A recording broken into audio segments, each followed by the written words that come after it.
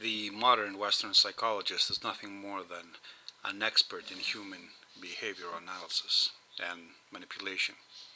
His function is to investigate, recognize, and sublimate human tendencies, the ones not accepted by the current social structures. Calling a behavior an illness makes it something that can be healed, but it also turns it into something undesirable and shameful. The individual can be convinced that how she or he is, and how she or he thinks and interacts is wrong, or it is not healthy. Once this is achieved by using the power of suggestion and the power an authority figure exerts over the psychology of a man, the individual can be controlled. Ideas labeled symptoms can be censored. The individual wanting to escape their ill effects and feelings of shame will surrender to the authority of the doctor. This is indoctrination under the pretext of science.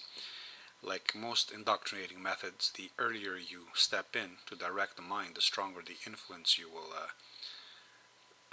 subsequently have over it, and the more dependent the mind will be in later years to this external control.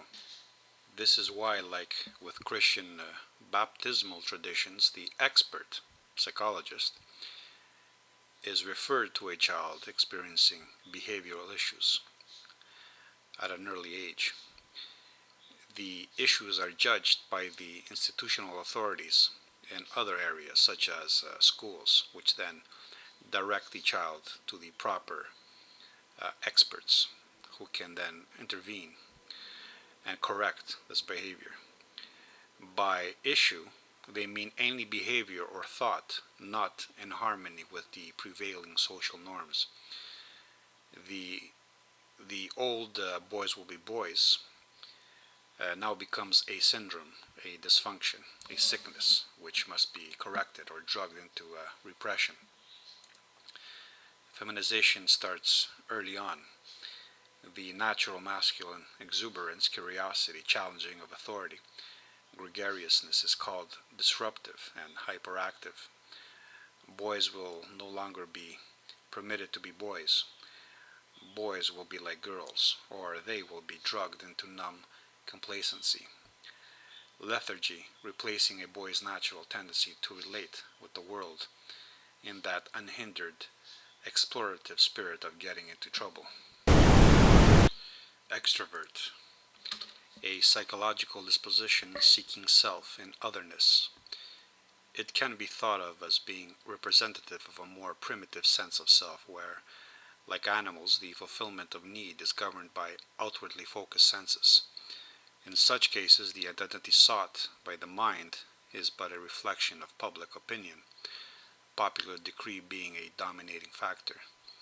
For this reason, such minds want to impress others, so as to gain that positive feedback that enlarges their self-esteem. Introvert, a psychological disposition seeking self inwardly through introspection or self-knowledge.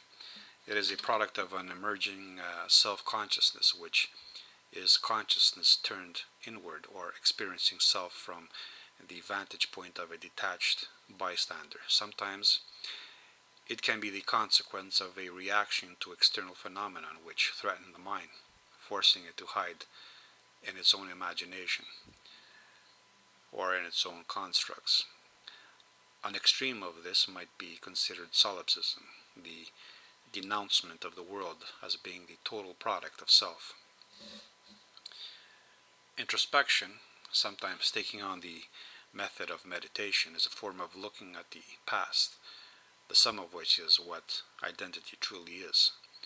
The study of self in the immediate becomes an analysis of the manifestations of this past, a deciphering of the physical so as to determine and understand the past, and so one's own self. Such minds usually become more discriminating as self-knowledge imposes a more clear concept of similarity and distinction. There are, in my mind, two general methods of engaging reality. The first is the bottom-up method. The second is the top-down method, and the combinations thereof. The first I consider more natural, more primal, because an organism begins to be conscious of the immediate and has no concept of anything above, beyond it, nor does it care. We may consider this organic thinking.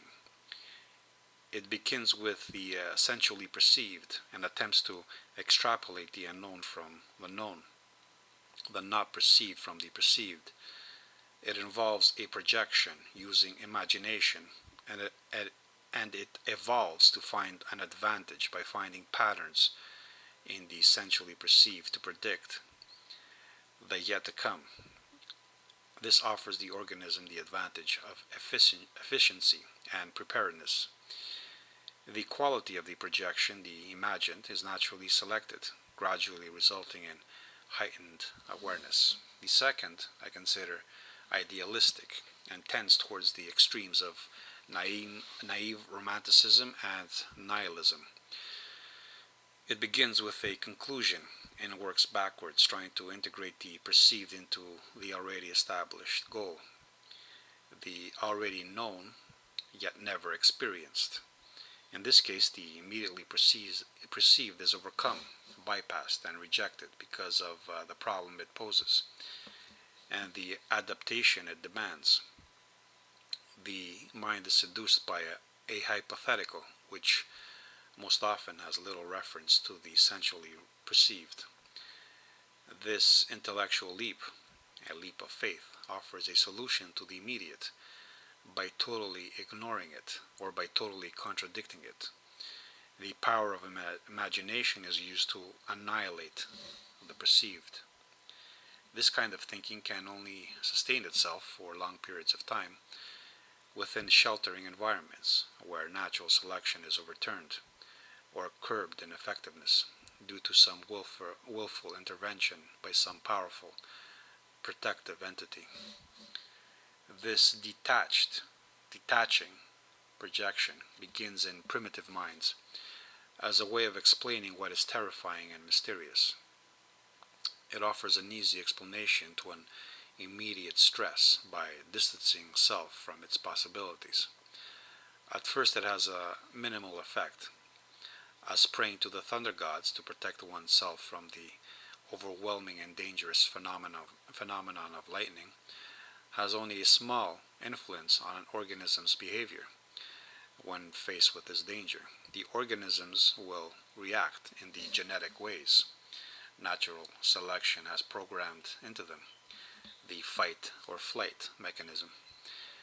It is no more than an additional measure along with the normal fight-flight reactions, offering the mind a comfort which increases the effectiveness of its instinctive reactions. The supposition that thunder and lightning are caused by some hypothetical will is a supposition that begins with a conclusion and then finds justifications in the environment to support it. At this stage, the top-down thinking still remains attached to sensual input, and it uses the non-experience as a way of explaining the experienced. Its focus is on preparation. Then it gradually becomes a hypothesis that finds comfort in the interjection of a mediating familiar, a vision, a shaman, a leader, a priest, a mystical figure, which bridges the distance between the not experienced and the experienced. Now control factors in, as the intermediate will offers its services at a cost. The authority makes demands upon the individual. The unknown turns to the known ambiguously through the holy figure. She or he or it is the one that connects the projected known to the sensually known, or connects the ideal with the real. The imagined but not experienced takes on a familiar form, turning it into something which can be experienced and dealt with on a level that the mind is comfortable with. By doing so, this intermediating figure, most often a masculine energy, becomes necessary, and those who are willing to pay the price for being comforted must surrender to his authority. He is the expert, the authority, who, for a price, makes the projected hypothetical more pragmatic. He is the one who takes the presumed conclusion and justifies it to the ones who cannot, in a way which offers them peace and guidance.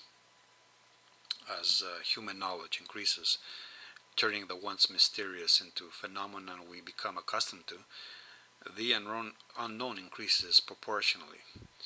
Knowledge creates complexities of interactive parameters. The more we know, the more complicated our worldview becomes, increasing our anxieties, because now the possible inflates in relation to the known. The shaman, the priest, is still needed. He continues to provide the comfort that the unknown is known, or that it can be known, at least, in a greater part by him, and he offers his insights as reassuring gifts to those that depend on him for a price. Increased anxiety demands an increase in the measure of detachment from the known, required to maintain the simple mind comfortable in its environment, an environment still mysterious to it. The more indifferent the world is exposed as being, all the more the presumed projected conclusion must reject and contradict it. Nihilism emerges as a necessary psychological reaction to increasing awareness. The more complex the world becomes, all the more it must be simplified. Because the immediate, the sensually perceived, cannot be denied without surrendering to its sanity, or solipsism, the solution must be placed in the conclusion, in the hypothetical beyond and or immanent. The conclusion, the goal, becomes the beyond, the future. Paradise, hell, utopia, dystopia. Hell and dystopia become fantastic representations of the alternative, if the more desirable goal is rejected. A desirable goal is no less fantastic, such as paradise, which is placed in the beyond, or utopia, which is placed in the immanent. The more undesirable the perceived is for the mind, the more intolerable it is to the mind. All the more fantastic this projected final conclusive desirable goal must be. Sheltering from the immediate decreases the level of tolerance for the real, making the fantastic increasingly popular and viable. The modern-day shaman, the professional expert, the priest, is now the one offering justifications for the fantastic. The presumed particle is sought, the God particle, for example, although no such thing has ever been found. The presumed beginning of the universe is sought, creation, singularity, though no such thing has ever been experienced. Natural divisions of sex and genes are rejected, though no such rejection is applied to any other species except for man. Rights, quote unquote, are defended rationally, though no such right has ever been found anywhere outside human artifices, exposing the underlying emotion corrupting reason. All types of mutations are explained in the most forgiving way, and defended if they do not disrupt the shared agreement, though no such practice has ever been observed anywhere in nature, except in man-made environments. Bottom-up thinking begins with the sensually perceived and works upwards towards the divine. It wills itself upwards when the world tumbles in the opposite direction. It begins with experience, the sum of one's known past, and then adds to it the ongoing perception of the world to formulate abstractions which have reference to the sensually perceived world.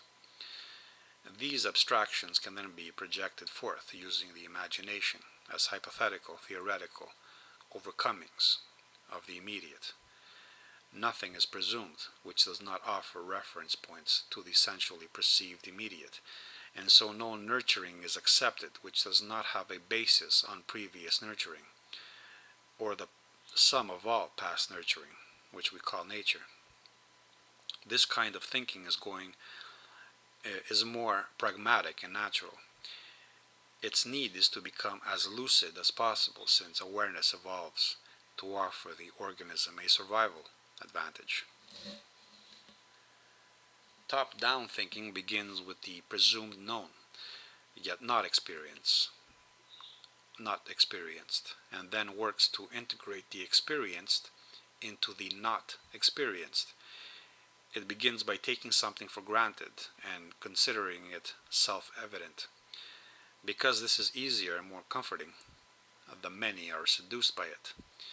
This, in turn, necessitates a fantastic presupposition, one which directly contradicts the sensually perceived, so as to offer comfort and guidance and hope to as many minds as possible, minds now sheltered from the immediate to such an extent and for such a lengthy period of time as to make the experienced, in other words the past, intolerable. The more dependent the many become upon this annulling projection of a presumed known, supported by experts who feed into this, all the more vehemently they defend its reasoning and its quote-unquote logic. These shamans, experts, build careers upon this role, or face ridicule and severe social consequences. This kind of thinking is idealistic and nihilistic. Its need is to preserve the final, the already decided, which is always heartening and accessible to all those willing to pay the price to the right authorities. The inclusion of all is part of the power of its peer pressurizing suggestibility. It seeks a distinction from the past, as it is this past which troubles it and restricts its imagination. An unfettered imagination is called fantasy and or delusion. These minds call it freedom, for now they can identify with anything their minds come up with, if this does not contradict with the shared agreement. They rejoice in the easiness of finding an escape from a past that they consider harsh and restricting. But there is a third type. This type walks a tightrope between the previously mentioned two, and it can be called modern. It refuses the determinations of the past, but it also rejects the projections of a coming perfect future. It becomes cynical, in other words. This type is what we call, in these days, the individual. Its definition of individuality is contained by the presumed points in space-time, which it calls its beginning and its end, which are no other than its birth and its future death. In the intervening space-time, it is totally dependent on the modern experts, the current experts. It remains constantly up to date in its affiliations. It feels no connection and no gratitude for and towards the past, because it is essentially unhappy with the outcome. But it can neither accept the fantasy of a coming future which will save it from existence. It wishes to live in the now, as it calls it, the undefinable present, the contemporary. It is current, because current is another word for modern, and it surrenders to the currents of its time and space. It is like a paper plane in the winds, with no grounding, with no foundations, with no anchoring. This is why it easily succumbs to fashion trends and popular opinions. Detached from both past and future, it feels no allegiances to anything, not to its ancestors nor to its descendants. Such a mind is enclosed within the boundaries of a stunted ego, an ego so pressured into temporal boxes that it needs to inflate itself to such proportions as to compensate for this loss. It values hedonism, materialism, spontaneity, living in the moment and for the moment. It surrenders, in other words, to its basic animal nature, wanting to find nothing more valuable than its ephemeral existence. It is more vital in its early stages of untapped youth, and this is why it values adolescence and childhood so much. As it grows older, it tries to hold on to this puberty because its creeping mortality makes it feel increasingly empty of all meaning. It may, for this reason, give itself over to self-numbing as it approaches its own death. When the pleasures subside and the materials it may have amassed fail to offer it comforting, it turns to religion or some other form of nihilistic spirituality popular in the age it is imprisoned within. Nihilism has now reached an apex. Not only is the past rejected, creating the illusion of self-creation and the choice of identification, but the future has also been rejected as being a childish projection of fantastic possibilities, because such a mind can now only be soothed by such extravagances. Science fiction ascends in popularity. What remains is a jaded, cynical husk of animalism, totally dependent on professionals and completely identifying with the things it owns and the job it does, with its own profession, with its own expertise. Even its family, if it dares to contradict itself by having one, will be no more than an accessory to its castrated, meaningless life. Distraction from this contained world it has placed itself within, or has allowed others to place it in, will be its highest priority. All hail the rise of the modern man. Psychology. The logos of the psyche, the science concerning itself with the essence of man. Psyche is a Hellenic word referring to the way the ancients thought of man. A triad, reason slash will slash passion. Psyche or psyche being the word for the unity of the three. They, these Greeks, imagine him, this psyche, this person, as a rider on a horse. The rider being himself was reason. The stirrups were the will, and the steed were the passions. Let's repeat. The rider was reason, the stirrups were the will, and the horse was passion. Reason over will over passion. The order is important because it indicates the balance between different aspects of the human condition. Here, of course, will equals spirit, reason equals mind, and passion equals the body. Jews changed the balance, or the formulation. They placed will before reason. Will over reason, reason over the passions. Need preceded perception, warping it to accommodate the desire. The will, of course, was external to the individual. It was God. He was the absolute will. For the Christians, the triadic symbols changed. God equals reason, mind. Holy Spirit equals will, spirit.